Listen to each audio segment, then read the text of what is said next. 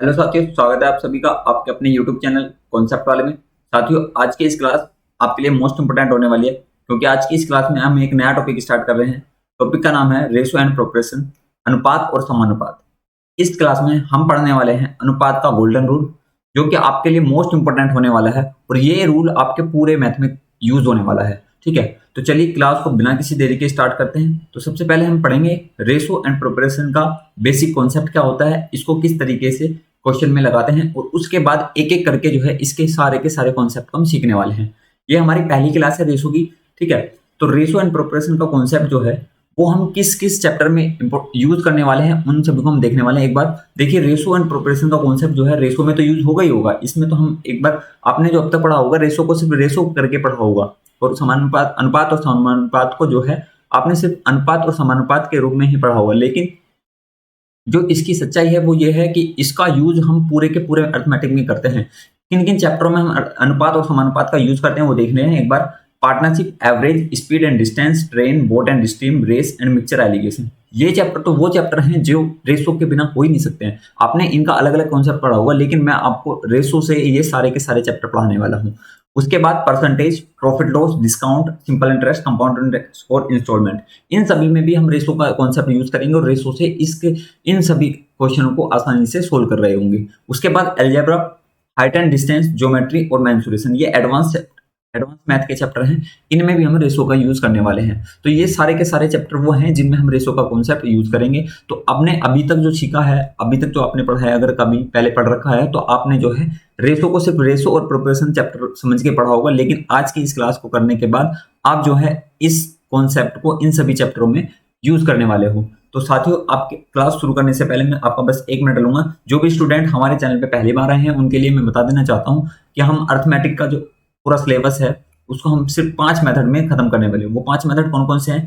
पहला है हमारा बेसिक मेथड, दूसरा है एलसीएम मेथड, तीसरा है रेशो मेथड, चौथा है परसेंटेज मेथड, उसके बाद है मिक्स मेथड। बेसिक जो है उसमें हमने number system, unit digit, number of zero, number of factor, divisibility rule, remainder theorem, power search analysis, simplification and LCM और एचसीएफ, बिल्कुल बेसिक से स्टार्ट किया था और एडवांस लेवल तक हर एक टाइप का क्वेश्चन मैंने आपको बताया था। मैं आपको पढ़ाने से ज्यादा इस चीज पे फोकस कर रहा हूं कि आपको जब एग्जाम में क्वेश्चन मिले तो आप क्वेश्चन को देख के ये पता कर सको कि हमको इस क्वेश्चन को किस मेथड से करना है। अगर आपके पास क्वेश्चन को देखकर ये पता चल गया कि ये कौन से तरीके से होगा तो आप क्वेश्चन को सोल्व कर दोगे। तो ये सारा का सारा बेसिक कॉन्सेप्ट अगर आपने अच्छे से कर लिया तो यकीन मानिए 30 से 40% आप मैथ को सोल्व कर रहे होगे। ये 30 से 40% बेसिक जो कॉन्सेप्ट है, ये सारे के सारे चैप्टर आने वाले आगे जो चैप्टर होते हैं उनमें इसका यूज होने वाला है। उसके बाद जब हमने एलसीएम को अच्छे तरीके से कंप्लीट किया था तो एलसीएम का एक मेथड बनाया और एलसीएम मेथड से हमने इन चैप्टर को खत्म किया। एलसीएम से time and work, pipeline system and work and wages, ये सारे के सारे चैप्टर एक सिंगल मेथड एलसीएम से कराया मैंने आपको। ये दो टॉपिक जो है हमारे कंप्लीट हो चुके हैं। बेसिक हमने कवर कर दिया है और एलसीएम मेथड अच्छे से कवर कर लिया।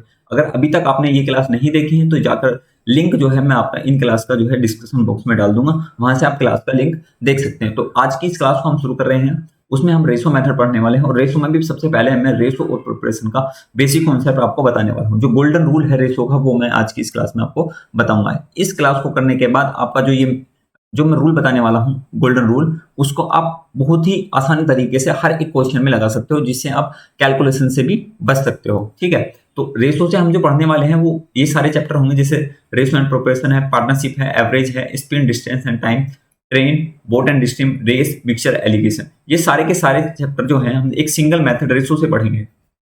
दूसरा कोई भी कॉन्सेप्ट मैं आपको नहीं बताने वाला हूँ, सिर्फ एक कॉन्सेप्ट मैं बताऊंगा, वो भी रेशो का। ठीक है, तो चलिए, अगर आपने जो है अभी तक क्लास नहीं देखी है तो क्लास को देखिए। लिंक जो है मैं डिस्क्रिप्शन बॉक्स में डाल दूंगा। अगर आपको मैथ्स से रिलेटेड कोई भी डाउट आता है तो आप हमें इस नंबर पर व्हाट्सअप कर सकते हैं, और अगर हमारे व्हाट्सअप ग्रुप डाउट ग्रुप से जुड़ना चाहते हैं तो आप इस नंबर पर व्हाट्सअप करिए, या कमेंट बॉक्स में या डिस्क्रिप्शन बॉक्स में जो है मैं लिंक प्रोवाइड आपको करा दूंगा, वहां से आप जो है ग्रुप को ज्वाइन कर सकते हैं। और चैनल को अगर आपने अभी तक सब्सक्राइब नहीं किया है तो चैनल को सब्सक्राइब करें और अपने सभी दोस्तों तक शेयर करें। तो चलिए आज की क्लास को हम शुरू करते हैं। सबसे पहले मैं आपको बताना चाहता हूं कि बेस अनुपात क्या होता है, रेशो होता क्या है। रेशो का कॉन्सेप्ट हम बाद में पढ़ेंगे, तो सबसे पहले हमें यह सीखना है कि हमारा रेशो जो है वो होता क्या है। रेशो की डेफिनेशन अगर हम पढ़ें तो रेशो, देखिए मैं आपको बता दूं क्या होता है। रेशो जो होता है दो सजातीय राशियों के बीच एक ऐसा संबंध होता है, एक ऐसा संबंध प्रकट करता है जो एक राशि दूसरी राशि से कितना गुना है उसका अनुपात कहलाता है। बात समझ में आई? आपको समझ में नहीं आ रहा होगा डेफिनेशन, अगर आपको समझ में नहीं आ रही तो अभी इसको प्रैक्टिकली देखते हैं कि प्रैक्टिकली ये रेशो होता क्या है। एक बार मैं आपको बता दूं, सजातीय राशि क्या होती है। सजातीय राशि होती है एक ही केस की, मतलब अगर हम किसी भी चीज को नापते हैं तो उसकी विमाएं अलग अलग होती हैं। जैसे अगर हमें दूरी को नापना होता तो मीटर में भी दूरी नाप सकते हैं, सेंटीमीटर में भी नाप सकते हैं, मिलीमीटर में भी नाप सकते हैं, किलोमीटर में भी नाप सकते हैं। तो ये इसकी विमाएं होती हैं। सजातीय का मतलब होता है एक ही विमा की दो राशियां, ठीक है, उनकी विमाएं जो होती हैं वो समान होनी चाहिए। तो जैसे अगर हम एग्जाम्पल के तौर पर लें तो ए और बी दो राशि हैं, तो ए अनुपात बी, इसको क्या बोलेंगे, ए अनुपात बी। ठीक है, इस तरीके से अनुपात का साइन होता है, ये दो बिंदु ऊपर नीचे जो लगाते हैं इसको बोलते हैं अनुपात का साइन। दो राशियां ए और बी सजाती हैं, मतलब इसका और इसकी विमा जो है दोनों की सेम है। इसको हम इस तरीके से भी लिख सकते हैं, ए अनुपात बी को ए बटे बी की फॉर्म में भी लिख सकते हैं। ये तो हो गया अनुपात। इसका मतलब ये है कि पहली वाली राशि दूसरी वाली राशि के कंपेयर में कितना गुना है, यानी पहली वाली राशि दूसरे के कंपेयर में कितना गुना है। जैसे मैं 1/2 कहूँ, 1/2, इसका मतलब क्या है, ये जो है आधा है, दूसरी वाली राशि का कितना है, आधा है, 1/2। इसी इसी तरीके से पढ़ते हैं, इसी तरीके से हम कहेंगे 1/4। तो जो 1/4 है, 1/4 हिस्सा है, यानी चौथाई का 4 हिस्सों में से एक हिस्सा लिया जा रहा है। ठीक है, इसको हम इस तरीके से लिखेंगे 1:4। तो इसको हम जब पढ़ेंगे तो दूसरी वाली राशि पहली वाली का कितने गुना है, 4 गुना है, ये हम कहेंगे। यही हमने डेफिनेशन में पढ़ा था कि दो सजातीय राशियों के बीच ऐसा संबंध प्रकट करता है जो एक राशि दूसरी राशि से कितना गुनी है, अनुपात कहलाता है। तो देखिए, ये पहले वाली राशि है ए और ये दूसरी राशि है बी। आप ये बोल सकते हो कि बी जो है ए का कितने गुना है, 4 गुना है। तो ये होता है अनुपात। उम्मीद करता हूं कि अनुपात आपको समझ में आ गया होगा कि अनुपात होता क्या है। ये बहुत ही बेसिक सा कॉन्सेप्ट था, ये आपको पता होगा। अनुपात का साइन आपको पता होगा, अनुपात को लिखते कैसे हैं, इस तरीके से अनुपात को लिखते हैं, या इसको बटे की फॉर्म में भी लिख सकते हैं। ठीक है, चलिए आगे चलते हैं। इस पे आधारित जो कुछ क्वेश्चन पूछे जाते हैं एग्जाम में, वो मैं आपको डिस्कस करने वाला हूँ कि इसी बेसिक कॉन्सेप्ट में आपको क्वेश्चन कैसे कैसे देखने को मिलेंगे। सबसे पहले क्वेश्चन है 30 सेकंड और 20 मिनट का अनुपात हमें बताना है। देखिए, मैंने अभी डेफिनेशन बताई आपको कि दोनों क्या होनी चाहिए, सजातीय होनी चाहिए। सजातीय मतलब क्या, उनकी विमाएं क्या हो, समान होनी चाहिए। यहाँ पे आपको देखने को मिल रहा होगा कि यह है सेकंड में और ये आपको देखने को मिल रहा होगा ये क्या में है, मिनट में। तो सबसे पहले आपका काम ये होता है कि इनको सजातीय करना है। सजातीय मतलब इन दोनों का विमाएं जो होती हैं वो समान करनी होती है। अनुपात निकालना है 30 सेकंड का, 30 सेकंड और 20 मिनट। तो सबसे पहला काम आपको इनकी विमाएं समान करनी है। विमाएं समान करने के लिए आपको या तो सेकंड को मिनट में बदलना होगा या मिनट को सेकंड में बदलना होगा। तो आसान होता है कि मिनट को सेकंड में बदला जाए, क्योंकि एक मिनट में कितनी सेकंड होती है हमारी, 60 होती हैं। इसी तरीके से हम इसको सोल्व करेंगे। 30 सेकंड ये रहेगा ऐसे ही, अनुपात 20 ऐसे रहेगा, एक नंबर है। और अगर ये मिनट है, मिनट को हम सेकंड में बदल लें तो एक मिनट में कितनी सेकंड होती है, एक मिनट में होती है 60 सेकंड। 60 की मल्टीप्लाई कर ली, इसको क्या में चेंज कर दिया, सेकंड में चेंज कर दिया। ठीक है, सेकंड से हमारा सेकंड कैंसिल हो गया। 30 एकम 30, 30 दूनी 60 होते हैं। तो यहाँ से अनुपात निकल के आएगा 1:, और 20 दूनी कितना होते हैं, 40। 20 दूनी 40। तो 30 सेकंड और 20 मिनट का अनुपात कितना है, 1:40। ठीक है, उम्मीद करता हूँ कि ये चीज आपको समझ में आ रही होगी। नेक्स्ट क्वेश्चन है 144 सेंटीमीटर और 12 मीटर का अनुपात हमको बताना है। ये भी सेम है, इसमें भी आपको समान चेंज, इनकी जो है विमाएं चेंज करनी है। ये डाटा आपको पता होना चाहिए। ठीक है, अगर आपको ये नहीं पता है कि मिनट में सेकंड कितनी होती है, घंटे में सेकंड कितनी होती है, घंटे में मिनट कितनी होती है, metre centimetre, metre millimetre, metre kilometre, ये चीज आपको सीखनी पड़ेगी। ठीक है, तो इसका अनुपात हमको बताना है 144 सेंटीमीटर अनुपात 12 मीटर। ठीक है, आपको लग रहा हो कि कुछ बच्चों को लग रहा होगा ये क्या पढ़ा रहे हो। देखिए, यहाँ पे जो है हर तरह का बच्चा आता है। एक बच्चा ऐसा भी है जिसको कुछ भी नहीं आता है। तो अगर आपको कुछ आता है रेशो से संबंधित, थोड़ा सा वेट करिए, जो अब आगे आने वाला है वो आपके लिए मोस्ट इंपोर्टेंट होने वाला है। थोड़ा सा प्रैक्टिस कर लीजिए, एक बार आपका रिवीजन हो जाएगा। और जो बच्चे बिल्कुल नए हैं उनके लिए सीखने की जरूरत है, उनको नोट्स करते चलेंगे। तो देखिए, इसको चेंज करना है मीटर को। मीटर को किस में चेंज करना है, सेंटीमीटर में। तो आपको पता होना चाहिए कि 1 मीटर में कितने सेंटीमीटर होते हैं। तो 1 मीटर में होते हैं हमारे 100 सेंटीमीटर। तो ये हो गया 144 सेंटीमीटर, 144 सेंटीमीटर अनुपात 12। और मीटर को हम सेंटीमीटर में चेंज करें तो 1 मीटर में कितना होता है, 100 सेंटीमीटर। 1 मीटर में कितना होता है, 100 सेंटीमीटर। सेंटीमीटर से सेंटीमीटर कैंसिल हो गया। ठीक है, 12 से काटेंगे, 12 12 144 होते हैं, 12 कम 12 होते हैं, और 100 ये हुआ। तो इसको 4 से काट लीजिए, 4 किया कितना होते हैं, 12 होते हैं। और 4 से इसको काटेंगे तो 4 दूनी 8, 4 पंजे 20। तो अनुपात निकल के आया, अनुपात यहाँ से निकल के आया 3:25, 3:25। ठीक है, ये बात आपको क्लियर होगी।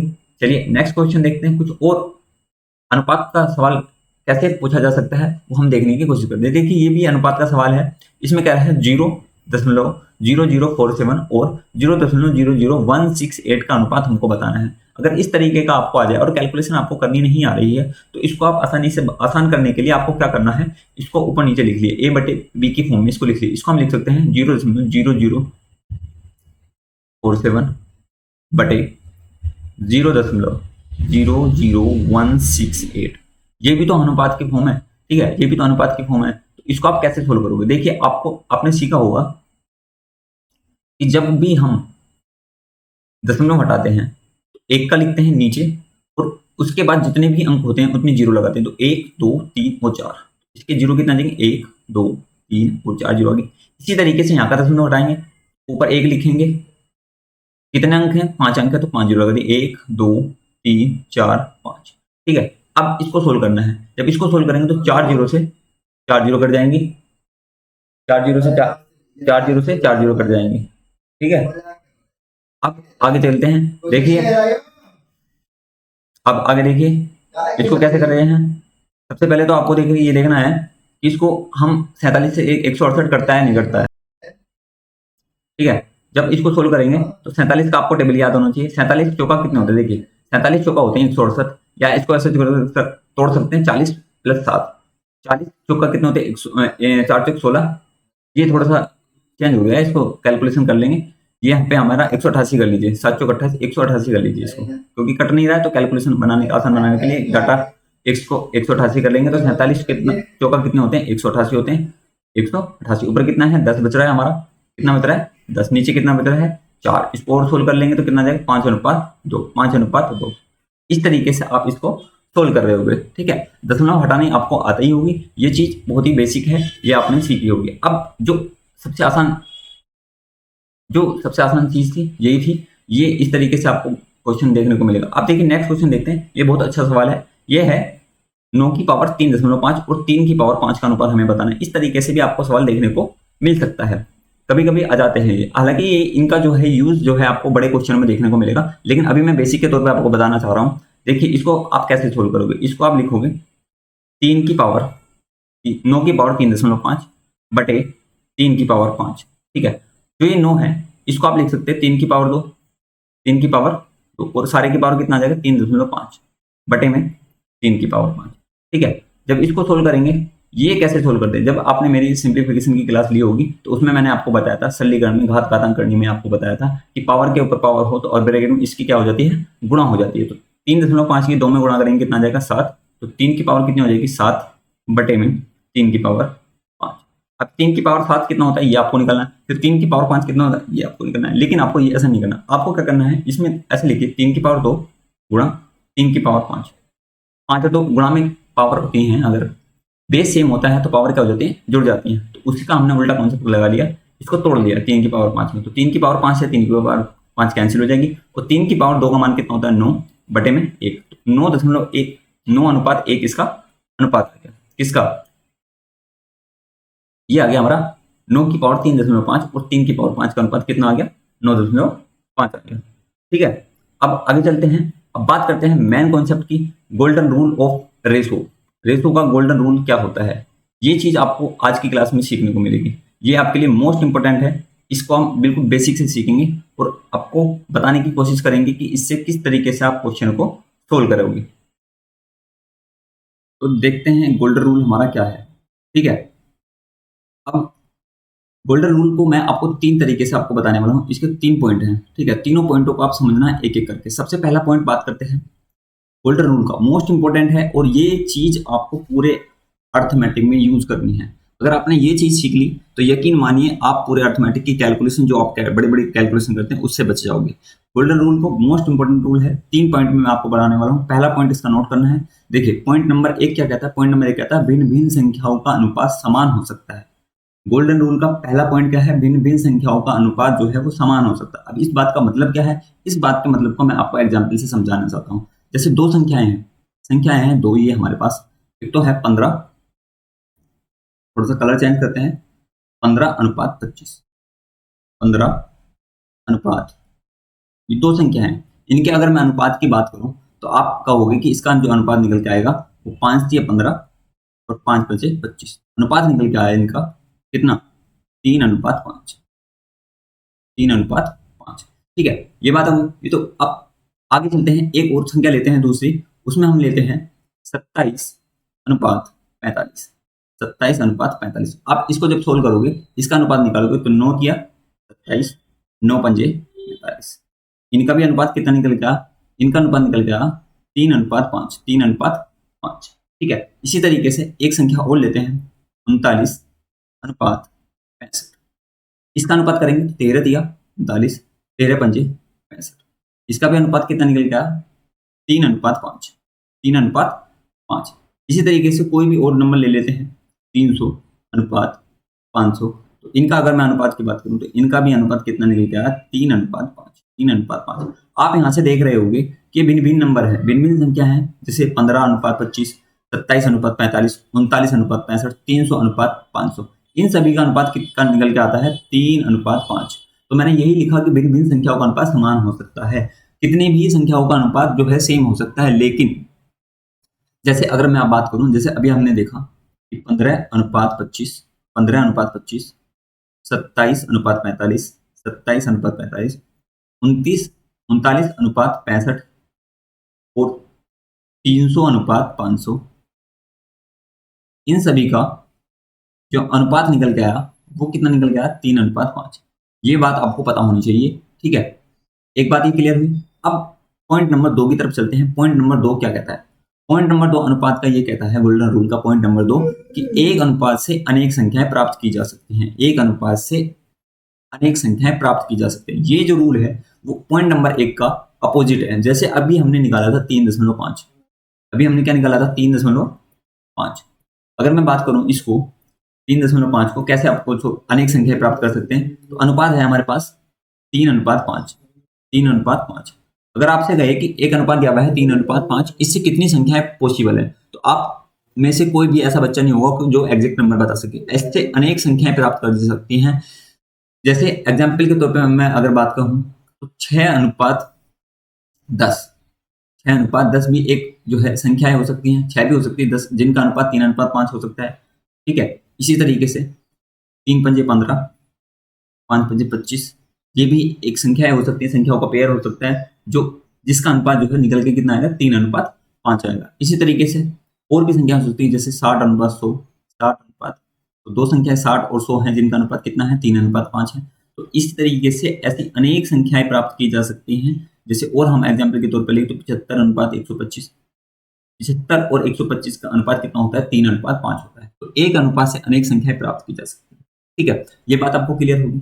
अब अगर आप कहें कि एग्जैक्ट एक नंबर दिया गया हो तो आप कैसे पता करोगे कि इसका एग्जैक्ट वैल्यू क्या हो। तो अगर अनुपात दिया है, जैसे दो संख्या दी हुई है, दो संख्या दी हुई है अनुपात में 3:5। ठीक है, 3:5। अगर इसका कुछ भी नहीं दिया हो तो ऐसी बहुत सारी संख्याएं हो सकती हैं जिनका अनुपात 3:5 हो सकता है। लेकिन अगर इसमें एक कंडीशन लगा दे, कंडीशन क्या लगाए, ध्यान से समझना। अगर इसमें एक कंडीशन लगा दे, कंडीशन कहे कि ऐसी दो संख्याएं बताइए जिनका अनुपात 3:5 हो और उनका योगफल हमें दिया हुआ है कितना, 24 दिया हुआ है।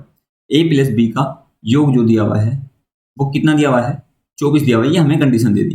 ठीक है, इस बात को समझने की कोशिश करना। मैं आपको बता रहा हूं कि अगर अनुपात में दो संख्याएं दी गई 3:5, तो ऐसी बहुत सारी संख्याएं प्राप्त की जा सकती हैं उन अनुपात से। लेकिन अगर कोई कंडीशन दी गई है तो उस कंडीशन के अकॉर्डिंग वहां से संख्या निकालना पॉसिबल है, एग्जैक्ट संख्या है कि वो संख्याएं कौन कौन सी हो सकती है। जैसे ऐसी हमें दो संख्याएं बतानी है जिनका योगफल कितना हो, 24, और योग अनुपात जो होना चाहिए वो 3:5 होना चाहिए। तो आप इसको कैसे सोल्व करोगे, तो ये देखिए, हम इसमें x मानते हैं या इसकी एग्जैक्ट वैल्यू HCF होता है, जो HCF को हम काट देते हैं, दोनों तरफ कॉमन होता है। इसको मैं मान लूंगा 3 पॉइंट, इसको मैं मान लूंगा 5 पॉइंट।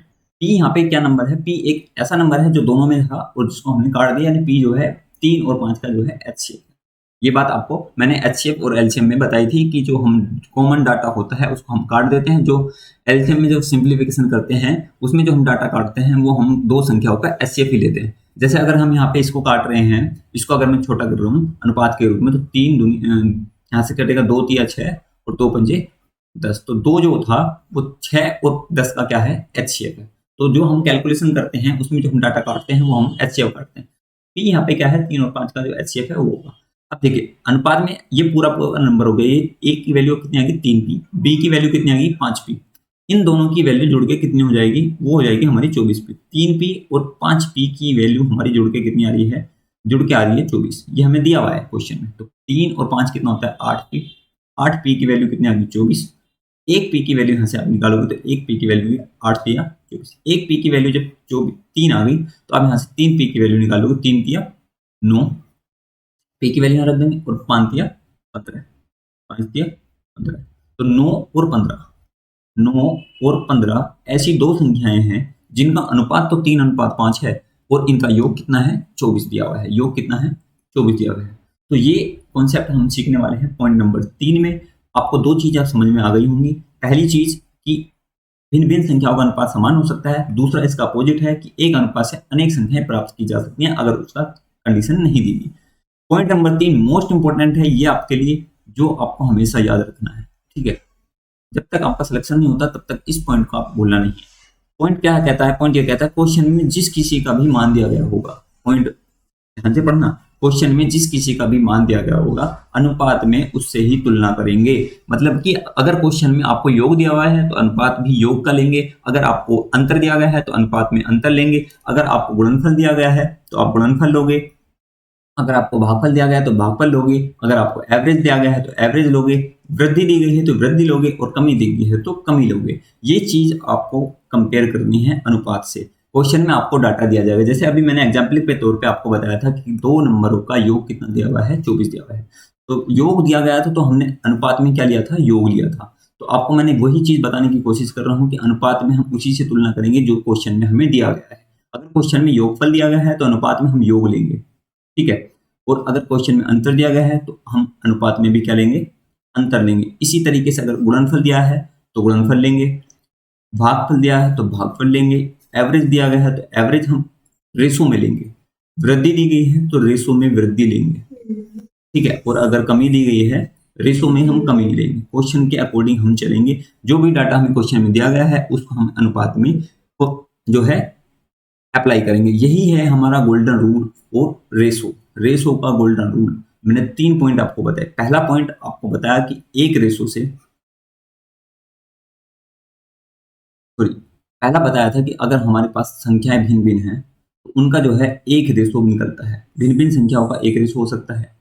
दूसरा रूल मैंने आपको बताया तो एक रेशो से अनेक संख्याएं प्राप्त की जा सकती हैं, ठीक है। और तीसरा रूल मैंने आपको बताया था जो मोस्ट इंपोर्टेंट रूल था कि जो रेशो में जो भी हमें क्वेश्चन में वैल्यू दी गई होगी उसको हम रेशो में कैलकुलेट करेंगे या हम तुलना करके उसी का मान हम बराबर रखेंगे। जैसे अगर क्वेश्चन में हमें योग दिया है तो रेशो में योग रखेंगे, अगर अंतर दिया है तो अंतर रखेंगे, गुणनफल दिया है गुणनफल रखेंगे, भागफल है तो भागफल, औसत रखेंगे, वृद्धि दी गई है तो वृद्धि रखेंगे और अंतर दिया और कमी दी गई है तो कमी रखेंगे। इस पे कुछ हम एग्जाम्पल करते हैं जिससे आपको क्वेश्चन समझ में आ जाए। इसको किस तरीके से हम लगाते हैं ये चीज आपको समझ में आ जाए। जैसे क्वेश्चन आपको मैंने नहीं दिया है, इसको समझने की कोशिश करना कि मैं आपको क्या बता रहा हूँ। यह हमें क्वेश्चन दिया गया है कि दो संख्याएं हैं ए और बी, इनका अनुपात कितना है, अनुपात दिया हुआ है 3 अनुपात, ठीक है। दो संख्याओं का अनुपात कितना दिया हुआ है,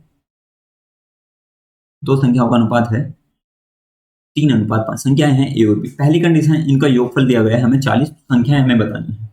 अगर योगफल 40 हो तो संख्याएं बतानी, तो आपको क्या करना है, आपको रेशो में कैलकुलेट करनी है। देखिए रेशो में संख्याएं हमारी 3 है और 5 है। यहाँ पे ना तो आपको x मानना है ना p मानना है, p मान के मैंने आपको बताया था, आप सिर्फ रेशो पे कैलकुलेट करना है। रेशो में हमारी संख्याएं कितनी है, रेशो में 3 और 5 है, ठीक है। रेशो में जब 3 और 5 है और योग हमें 40 दिया गया है, तो अगर मैं आपसे बात करूं पहले क्वेश्चन की अगर मैं बात करूं तो रेशो में 3 और 5 है। अगर रेशो का योग करते हैं, क्वेश्चन में हमें योग दिया गया है 40, ठीक है। अलग अलग क्वेश्चन समझने की कोशिश करना, कैसे हम क्वेश्चन को सोल्व करेंगे। आपसे कहा गया है दो संख्याओं का अनुपात 3:5 है, इन दोनों संख्याओं का योग 40 है, तो हमें संख्याएं बतानी है, ठीक है। अब अनुपात 3:5 है तो 3:5 अलग अलग संख्या है। पहली संख्या 3 है रेशो में, दूसरी संख्या 5 है। तो अगर मैं आपसे पूछूं कि दोनों संख्याओं का योग रेशो में कितना होगा, तो आप कहोगे कि रेशो में दोनों का योग कितना होगा, 8। रेशो में 8 हुआ। 8 पॉइंट की वैल्यू कितनी दी गई है, 8 पॉइंट, ये 8 रेशो की वैल्यू जो है आपको दी गई है 40। ये मैंने बताया था गोल्डन रूल ऑफ रेशो का पॉइंट नंबर 3।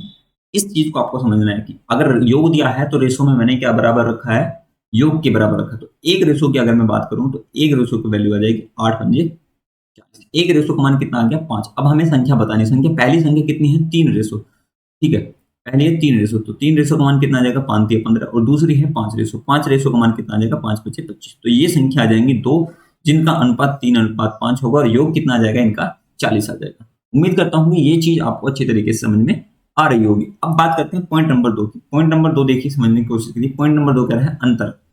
इस बार अंतर दिया गया है, अंतर कितना दिया गया है 20। सवाल कैसे आएगा, सवाल आपसे ये पूछा गया दो संख्याओं का अनुपात 3:5 है, उन दोनों संख्याओं का अंतर कितना है 20 है, उन दोनों संख्याओं का अंतर कितना है 20 है, तो हमें संख्याएं ज्ञात करनी है, तो हमें संख्याएं ज्ञात करनी है। अब मुझे आप बताइए कि पहली संख्या का रेशो कितना है 3 रेशो, दूसरी संख्या का रेशो कितना है 5 रेशो। अगर मैं अंतर की बात करूं तो अंतर ज्यादा वाले में से कम वाले घटाते हैं, अंतर जो होता है वो ज्यादा वाले में से कम वाला घटाते हैं, तो ज्यादा वाले में से कम वाला अगर माइनस करूंगा तो अंतर कितना आएगा रेशो में, रेशो में अंतर आएगा 2 रेशो पे, और एग्जैक्ट रेशो का अंतर कितना दिया गया है 20 रेशो। तो आप यहां से 2 रेशो की वैल्यू रखोगे। अंतर कितना है भाई, ये तो 8 रेशो क्या था हमारा योग था, ठीक है, और यहाँ पे क्या है अंतर है, अंतर कितना है, अंतर है 2 रेशो, 2 रेशो की वैल्यू कितनी है 20, एक रेशो की वैल्यू कितनी आ जाएगी, एक रेशो की वैल्यू हो जाएगी यहाँ से 10। आपको संख्या बतानी है तो पहली संख्या हो जाएगी 3 रेशो, 3 रेशो का मान कितना आ जाएगा, 3 रेशो का मान आ जाएगा 30, और 5 रेशो का मान कितना आ जाएगा, 5 रेशो का मान आ जाएगा 50। ये दो नंबर आ गए हमारे 30 और 50, जिनका अनुपात 3:5 है और जिनका अंतर कितना है 20 है, ठीक है। उम्मीद करता हूँ कि ये बात भी आपको अच्छी तरीके से समझ में आ गई होगी। अब बात करते हैं पॉइंट नंबर 3 की। पॉइंट नंबर 3 कहता है गुणनफल। दो संख्याओं का गुणनफल कितना दिया हुआ है 30 दिया हुआ है, दो संख्याओं का अनुपात 3:5 है, उनका गुणनफल कितना दे रखा है, उनका गुणनफल दे रखा है 30। तो हमें संख्याएं बतानी है। संख्या बताने के लिए आपको क्या करना है, अभी मैंने आपको बताया था अगर रेशो में गुणनफल दिया गया है, मतलब क्वेश्चन में हमें गुणनफल दिया गया है, तो आपको रेशो में क्या करना है गुणनफल लेना है। गुणनफल कैसे लेंगे, तो गुणनफल आएगा 3 पंजे 15, तो 15 रेशो की वैल्यू, 15 रेशो की वैल्यू, ये क्या है गुणनफल है। क्वेश्चन में क्या दिया है गुणनफल, तो रेशो में क्या ले रहे हैं आप गुणनफल ले रहे हैं। ये बात आपको बात समझ में कि क्वेश्चन में जो दिया गया है वो रेशो में लेना है। तो 15 रेशो की वैल्यू कितने के बराबर है 30 के बराबर है। एक रेशो की वैल्यू कितने के बराबर हो जाएगी, एक रेशो की वैल्यू हो जाएगी 2 रेशो 2 के बराबर। तो आपको बताना है 3 रेशो का मान, 3 रेशो का मान कितना आ जाएगा, 3 रेशो का मान आएगा 6, और 5 रेशो का मान आ जाएगा 10। तो ये दो वो संख्याएं हैं जिनका 15 दूनी 30, ठीक है, 3 दूनी 6 और 5 दूनी 10, ठीक है, 3 पंजे 15 और 30। ये दो ऐसी संख्या आ जाएंगी, सॉरी एक बार ये आ जाएगा, रेशो रखेंगे तो रेशो में स्क्वायर आ जाएगा, यहाँ पे क्या आएगा स्क्वायर, क्योंकि ये भी रेशो की वैल्यू है 3 रेशो, और ये भी 4 5 रेशो, 3 पंजे 15 और आर का आर स्क्वायर, ये आ जाएगा आर स्क्वायर, यहाँ पे आ जाएगा √2। जब आर की वैल्यू निकालूंगा, आर की वैल्यू कितना आ जाएगी रूट, आर की वैल्यू कितनी आ जाएगी √2। और 3 रेशो का मान अगर मैं बात करूँ, 3 रेशो का मान निकालने के लिए तो इसका मान कितना आ जाएगा, इसको थोड़ा सा रफ कर लीजिए आपको समझने के लिए, थोड़ा सा गलती होगी क्योंकि वो आर स्क्वायर हो जाता है। एक रेशो का मान कितना आया, एक रेशो का मान आया हमारा निकल के √2। तो आपको बताना है 3 रेशो, 3 रेशो का मान आपका निकल के आएगा 3√2, 3√2। इसी तरीके से 5 रेशो का मान निकल के आएगा, 5 रेशो का मान निकल गया 5√। तो ये दो वो संख्याएं हैं जिनका गुणनफल करने पे कितना आता है 30 आता है, और जिनका गुणनफल करने पे 30 आता है, और जो है इनका अनुपात कितना आएगा 3:5 आएगा, ठीक है। इसी तरीके से अगर मैं बात करूं औसत की, औसत कितना दिया गया है, दो संख्याओं का औसत दिया गया है हमारे पास 20। इसको आप कैसे करोगे, देखिए यहाँ पे समझने की कोशिश करिए। दो संख्याएं हैं ए और बी, इनका अनुपात दिया हुआ है 3:5, 3:5। अब अनुपात 3:5 दिया हुआ है, औसत दिया हुआ है एवरेज, एवरेज कितना दिया गया है, एवरेज दिया गया है इनका 20। अगर मैं बात करूं एवरेज की औसत में, तो एवरेज होता क्या है, एवरेज होता है पदों का योग बटे पदों की संख्या। अगर रेशो में ही करें तो रेशो में अगर आप कहोगे कि रेशो में योग है, औसत जो आएगा वो आएगा 3:5/2, यही तो रेशो आएगा। रेशो में औसत क्या आएगा, रेशो में औसत आएगा इन दोनों को जोड़ दीजिए और 2 से भाग कर दीजिए, 3 और प्लस 5/2 रेशो में आएगा। लेकिन एग्जैक्ट वैल्यू कितनी दी गई है, एग्जैक्ट वैल्यू दी गई है 20। 5 और 3 कितना होता है 8, 8/2 कितना होता है 4, 4 रेशो इसका आया एवरेज, और एग्जैक्ट कितना है 20। एक रेशो का मान कितना जाएगा, एक रेशो का मान आ जाएगा 5। एक रेशो का मान जब 5 आ गया तो 3 रेशो का मान आपको बताना है, 3 रेशो का मान कितना आएगा 5 या 15, 5 या 15, और 5 रेशो का मान आपको बताना होगा, तो 5 रेशो का मान आएगा 5/25, ठीक है। ये वो दो संख्याएं हैं जिनका अनुपात कितना है 3:5, और इनका एवरेज कितना है, इनका एवरेज है 20। उम्मीद करता हूँ कि ये बात भी आपको अच्छी तरीके से समझ में आ रही होगी। ठीक है, चलिए नेक्स्ट देखते हैं। नेक्स्ट क्या है? नेक्स्ट आपको दिया गया है वृद्धि। वृद्धि दी गई है 10। तो इसी सवाल में आपको वृद्धि भी निकालनी है। ये पॉइंट नंबर कौन सा था? पॉइंट नंबर 4 था। अब पॉइंट नंबर 5 की बात करते हैं। इसमें क्वेश्चन एग्जाम्पल नंबर 5 की वृद्धि दी गई है। वृद्धि कितने की है जी? वृद्धि है 10 की। अनुपात कितना है? 3:5। 3:5। अब बात मुझे बताइए वृद्धि कितने की? वृद्धि का मतलब पहली संख्या दूसरी से कितना ज्यादा है? कितना ज्यादा है? कितना ज्यादा है? 2 रेशो ज्यादा है। रेशो में कितना ज्यादा है? 2 की वृद्धि है। जब रेशो में 2 की वृद्धि है और एग्जैक्ट वैल्यू कितनी है? 10 की। एक रेशो का मान कितना आएगा? एक रेशो का मान आएगा 5। इसी तरीके से 3 रेशो का मान आपको बताना है। 3 रेशो का मान कितना आएगा? 5 या 15। और 5 रेशो का मान कितना आएगा? 5 बचे 25। तो दो संख्याएं ऐसी हैं वो जो पहली वाली दूसरी वाली से 10 अधिक है और इनका अनुपात कितना है? 3:5 है। इसी तरीके से एक हम कमी का देखते हैं। कमी कितनी दी गई है? कमी दी गई है यहाँ पे 30 की। 30 की कमी दी गई है। क्वेश्चन 6 बनेगा। तो देखिए कमी की अगर मैं सवाल कैसे करते हैं, कमी की बात करते हैं तो कमी कितनी दी गई है? 30। कमी कितनी गई है? 30 की कमी दी गई है। तो कमी का सवाल करते हैं। देखिए 3:5 है। 3:5। कमी पहली संख्या दूसरी से कितना कम है? 2 रेशो। रेशो रेशो में कितना कम है? 2 रेशो। तो 2 रेशो की वैल्यू कितनी दी है? 30। एक रेशो की वैल्यू कितनी देगी? एक रेशो की वैल्यू होगी 15। 3 रेशो की आपको बताना है। 3 रेशो कितना है? 15 दिया 45। और 5 रेशो का मान कितना है? 15 पंजे 76। 15 पंजे 76। तो ये वो दो संख्याएं हैं जो पहली वाली दूसरी वाली से 30 कम है और इनका अनुपात कितना है? 3:5 है। उम्मीद करता हूं ये जो गोल्डन रूल है इसका पॉइंट नंबर 3 आपको अच्छी तरीके से समझ में आ गया होगा। अगर ये रूल आपको समझ में आ गया है तो ये यकीन मानना कि पूरे अर्थमेटिक अब जो आगे के चैप्टर हैं उनमें हम इसी कॉन्सेप्ट का यूज करने वाले हैं, जो कॉन्सेप्ट आपको अभी बताया गया है। कॉन्सेप्ट क्या है एक बार फिर से मैं आपको बता देना चाहता हूँ कि क्वेश्चन में जो भी डाटा आपको दिया गया है, ठीक है, क्वेश्चन में आपको जो भी डाटा दिया गया है रेशो में आपको उसी डाटा के इक्वल आपको क्वेश्चन लेके चलना है। ठीक है, अगर क्वेश्चन में योग दिया गया है तो रेशो में योग रखेंगे। ठीक है, और आपको अगर क्वेश्चन में अंतर दिया गया तो अंतर रखेंगे। वृद्धि दी गई वृद्धि, कमी दी गई कमी, औसत दिया गया औसत, जो भी चीज क्वेश्चन में दी गई है उसी चीज को आपको रेशो में एवल्यूएट करना है। ठीक है, ये बात आपको समझ में आ गई। चलिए रेशो से संबंधित एक पॉइंट और बचा है उसको भी आप समझते हैं। पॉइंट क्या है?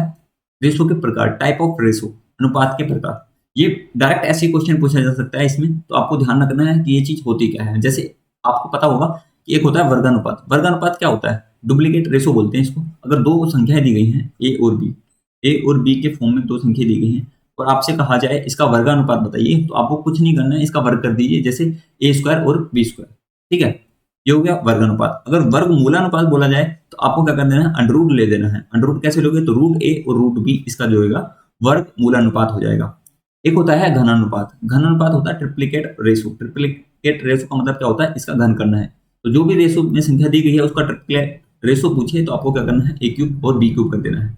ठीक है, इसी तरीके से घन मूलानुपात होता है। घन मूलानुपात का मतलब होता है क्यूब रूट निकालना है। इसका क्या निकालना है? क्यूब रूट निकालना है। तो क्यूब रूट a और क्यूब रूट b इसका अनुपात हो जाएगा। एक होता है मिश्र अनुपात। ये आपके लिए मोस्ट इंपोर्टेंट है। ये आपके लिए मोस्ट इंपोर्टेंट है। मिश्र अनुपात का होता है कंपाउंड रेशो। जैसे दो रेशो दिए गए हैं, आपको दिया गया है दो रेशो a:b और c:b। c:b आपको दो रेशो का मिक्स रेशो आपको ज्ञात करना है। तो आपको क्या करना है? जो पहले वाले टर्म होती है रेशो में, ये क्या कहलाता है? पूर्व पद कहलाता है। ये क्या कहलाता है? हमारा पूर्व पद। ये क्या कहलाता है? पश्चिमी पद। पहला पद दूसरा पद, इस तरीके से आप बोल सकते हैं। तो जो मिश्र अनुपात होता है, मिश्र अनुपात निकालने के लिए आपको जितने भी रेशो दिए गए हैं, चाहे एक रेशो दिया गया, दो रेशो, तीन रेशो, चार रेशो, आपको अभी मैं दो रेशो पे आपको समझा रहा हूँ, आपको 3, 4, 5 का भी आपको क्वेश्चन पूछा जा सकता है मिश्र का। आपको क्या करना है? मिश्र रेशो निकालने के लिए जो पहला वाला पद होता है उन सभी की गुणा कर देंगे और जो दूसरा वाला होता है उसको दूसरे रेशो के दूसरी तरफ ले जाएंगे। जैसे ए और सी अनुपात बी और डी। बात समझ में आ गई? पहले वाले को पहले वाले में गुणा करके अनुपात से पहले रख देते हैं ए और सी, और बाद वालों की गुणा करके बाद में रेशो के बाद में रखते हैं। ये होता है मिश्र रेशो। ठीक है, उम्मीद करता हूँ ये बात आपको समझ में आ गई होगी। दूसरा पॉइंट है विलोमानुपात। ये भी मोस्ट इंपोर्टेंट है, ये भी आपको समझना चाहिए। जैसे अनुपात दिया हुआ है a:b, इसका विलोमानुपात पूछे a:b का, अगर आप उसको रेसिप्रोकल पूछे तो आपको क्या करना होता है? 1 के बटे में लिख देना होता है। क्या लिख देना है? 1 के बटे में, 1/a/1/b। इसको जब सोल्व करते हैं इसको एलसीएम लेके, एलसीएम आ जाएगा किसका? ab, और b इधर चला जाएगा और a इधर चला जाएगा। तो बी अनुपात ए बी को जो एलसीएम होता है उसको छोड़ देते हैं, तो अनुपात क्या आ जाता है, बी अनुपात ए। ये तो होता है दो का रेशियो आप डायरेक्ट ही उल्टा कर सकते हैं, ए अनुपात बी दिया है तो बी अनुपात ए कर सकते हैं। लेकिन अगर 3 का आ जाए तो 3 का हम 1 के बटे में एलसीएम लेके करेंगे। ठीक है, ये 6 के 6 पॉइंट आपको समझ में आ गए होंगे। उम्मीद करता हूँ ये सारे के सारे जो भी कॉन्सेप्ट मैं आपको बताया है ये समझ में आ गए होंगे। साथियों, अगर ये वीडियो आपको अच्छी लगी तो वीडियो को लाइक करना है और अपने सभी दोस्तों तक शेयर करना है। अगर आपको मैथ्स में संबंधित कोई भी डाउट हो तो आप मुझे इस नंबर पर व्हाट्सअप कर सकते हैं, और लिंक जो है व्हाट्सएप ग्रुप का मैं डिस्क्रिप्शन बॉक्स में डाल दूंगा, वहां से आप जो है ग्रुप को ज्वाइन कर सकते हैं। चैनल पे पहली बार आए तो चैनल को सब्सक्राइब करना ना भूलें और अपने सभी दोस्तों तक शेयर करें। Thanks for watching.